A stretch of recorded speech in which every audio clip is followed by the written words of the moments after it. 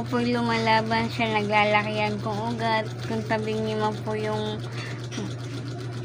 mukha ko, dahil nga po siya naglalakihan kong ugat at sa baling buto ko sa likod, kaya po medyo may pagkatabingi po yung leg ko.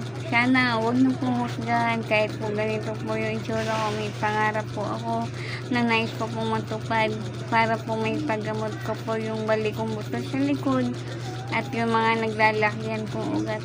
Yun lamang po yung pinapangarap ko, at kung humingi man po ako ng tulong, hindi po pera yung hinihingi kong tulong.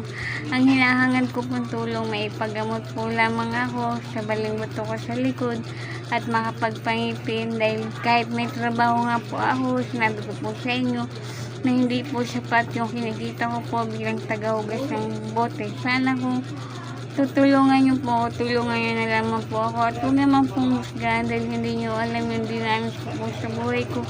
Kahit wala po akong magulang, kahit wala po akong mapuntahan, kayo lang po yung nagpapalakas ng loob ko sa mga followers ko. Kayo lang po nagpapatatag po ng loob ko. Sana support niyo po ako hanggang sa matupad ko po yung pangarap ko po sa aking sarili. At hindi po ako residente dito. Sana po maawa po kayo at matulungan po ako. Kahit po pumunta ako dun sa kamag-anak ko, talagang baliwala ako. Kayo na lamang po pag-asa ko. Ma'am Ivana Alawi, nakiusap po ako sa inyo. Sana punta po kayo dito sa 322 de Rosario Street, Longos, Pulilan, Bulacan. Na hinahangad ko lamang po na ipagamot po yung baling buto ko sa likod, makapagpangipin, at naipagamot po sana ninyo, Ma'am Ivana Alawi, yung naglalakihan kong ugat. Tsaka nilalabas ko po yung talent ko sa pagkanta, sa pagkasayaw, pero hindi po nila alam, madami pong problema. Nililiman ko lang po yung sarili ko sa pag-upload po ng mga video, dahil may pangarap po ako sa buhay ko na nais ko matupad.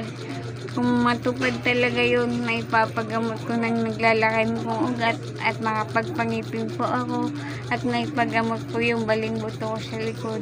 Ma'am Ivana Alawi, nakiusap po ako, nagmamakaawa po sa inyo, tulungan niyo naman po ako. Hindi porket po may trabaho po ako bilang tagahugas po ng bote, hindi talaga sasapat yung kinikita ko. Sana mapanood po ninyo itong maikli kong video. Nakiusap po ako sa inyo. At Happy New Year po.